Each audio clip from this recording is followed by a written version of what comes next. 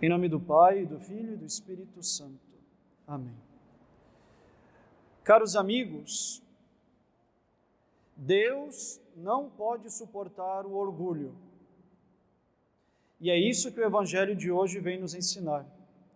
O publicano voltou para casa justificado, pois se reconheceu pecador.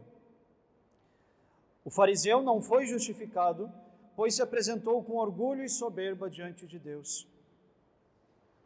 O orgulho e a soberba são sinônimos e consistem na falsa e exagerada consideração que nós temos de nós mesmos. O orgulho faz o homem ser ridículo e insensato e o transforma numa criatura abominável e desprezível, com palavra mais forte, nojenta. E que ninguém venha dizer que o padre está a proferir palavras duras que machucam os ouvidos castos e sensíveis. Nosso Senhor Jesus Cristo chama de raça de víboras e filhos do demônio os orgulhosos fariseus. Deus não pode suportar o orgulho, pois o orgulho é o mais feio de todos os pecados. É a criatura que quer ser o que ela não é, age, vive, se veste, se porta, fala, se diz e faz tudo segundo algo que ela considera ser, mas não é.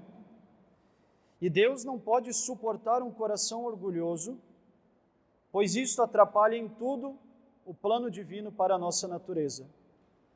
E qual é este plano divino para nós homens? Deus quer que a nossa natureza humana participe da sua natureza divina. Esse é o mistério da nossa fé. Deus quer elevar o homem e fazer com que ele seja participante da sua natureza divina. Mas quer elevar o homem que ele criou. E por isso só o pode fazer se o homem permitir que Deus o faça. Do contrário, Deus não teria dado ao homem a inteligência e a vontade. O orgulho é quando o homem volta as costas ao seu Deus e diz: não quero, não preciso de ti, eu me basto, não preciso nem das tuas vontades e nem da tua graça. Orgulho e soberba é quando nós sabemos que algo é de tal maneira, mas nós preferimos outra coisa. O orgulho espiritual, ou orgulho religioso, é o pior orgulho que existe. O homem olha para si mesmo e diz: bom, eu faço isso, isso e aquilo, então eu sou bom. E é o homem que confia em sua própria força e pensa que pode salvar-se simplesmente por ter seguido um tanto de regras morais e nada mais. E ao ver que a sua lista está completa, o homem pensa então que ele é bom e que graças a Deus ele não é como os demais pecadores imundos. O fruto desse orgulho moralista, próprio dessa raça de víboras, dos sepulcros caiados, como diz nosso Senhor, que por fora são lindos, mas por dentro fedem como caixões podres, é a hipocrisia. Levam uma vida linda por fora, fazem tudo o que manda a religião, mas o coração está longe de Deus. E meus caros, Deus detesta e rejeita este tipo de religião. Um coração contrito e humilhado, esse o Senhor não rejeita. Mas um coração orgulhoso, Deus despreza. E o faz, pois não pode suportar que alguém pense bastar a si mesmo. O orgulho vem do fato de que confiamos demais em nós mesmos, pensamos bastarmos-nos a tal ponto de que se algo não está certo e contradiz a minha opinião, certamente é os outros, é Deus mesmo quem está errado e não eu. Um belo exemplo do orgulho religioso é o protestantismo. Se a Igreja Católica diz algo que contradiz o meu ponto de vista, certamente é ela que está errada. E o Deus que a Igreja ensina, certamente não deve ser o verdadeiro. Então eu tenho que trocar de religião, fundar uma religião, pois eu sim sei quem é o verdadeiro Deus.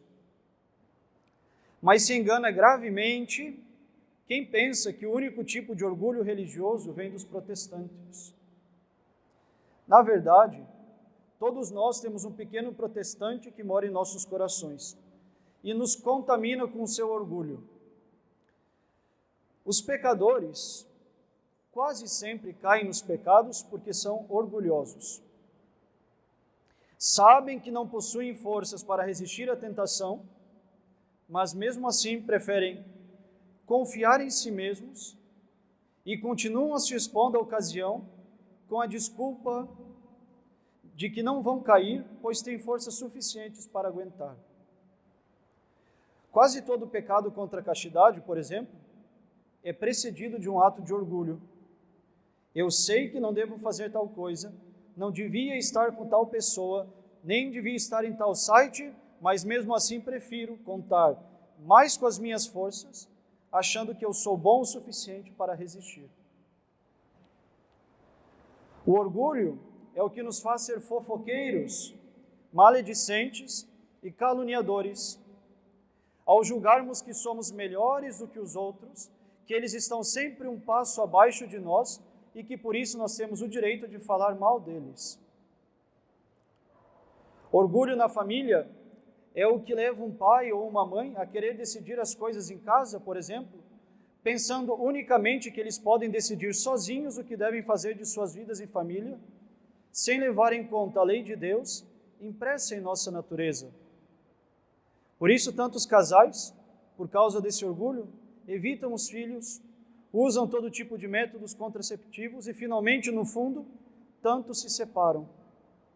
É o orgulho de pensar que não precisamos da lei de Deus para guiar a nossa família e, finalmente, não precisamos nem do outro para viver as nossas vidas.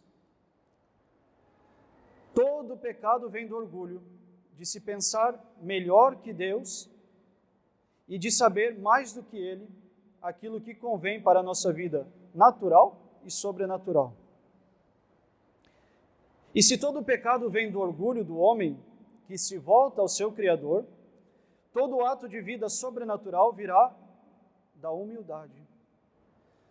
Do homem que, em primeiro lugar, obedece a Deus e a sua lei. Isso é humildade. E do homem que se reconhece indigno de ser elevado a participante da natureza divina. Quanto mais humildes formos, quanto mais nos submetermos às leis estabelecidas por Deus e pelos superiores que governam segundo as leis de Deus, tanto mais nós cresceremos. Se ao invés de dialogar com a malícia, nós fugirmos, vamos encontrar a castidade, a pureza, a retidão, a mansidão, a constância. Pois, meus caros, a humildade não é a virtude dos covardes, mas dos fortes, que sabem que são fracos e necessitam confiar ao invés de ter uma má audácia. Queremos crescer na vida? Vivamos na humildade. Quem se humilha será exaltado. Quem se exalta será humilhado.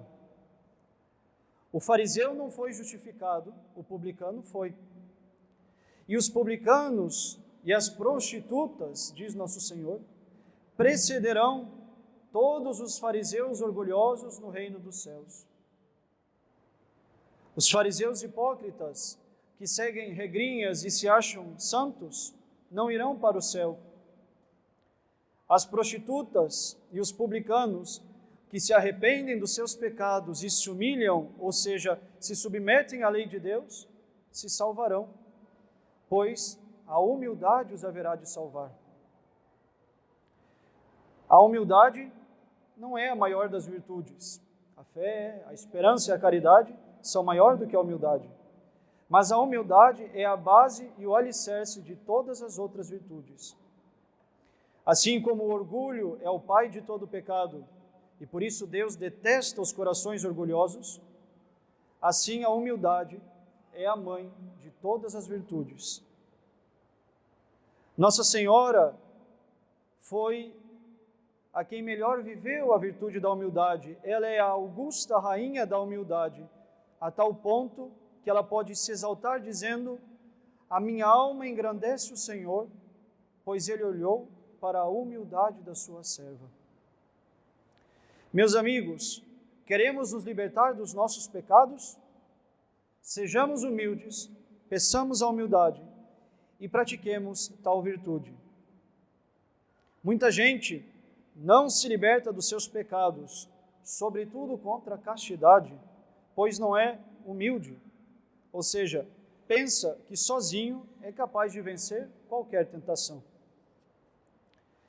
Se nós não formos humildes, meus amigos, nunca, jamais seremos santos. E tanto mais humildes seremos, mais Deus poderá fazer-nos grandes. Peçamos a Deus, portanto, a graça da humildade.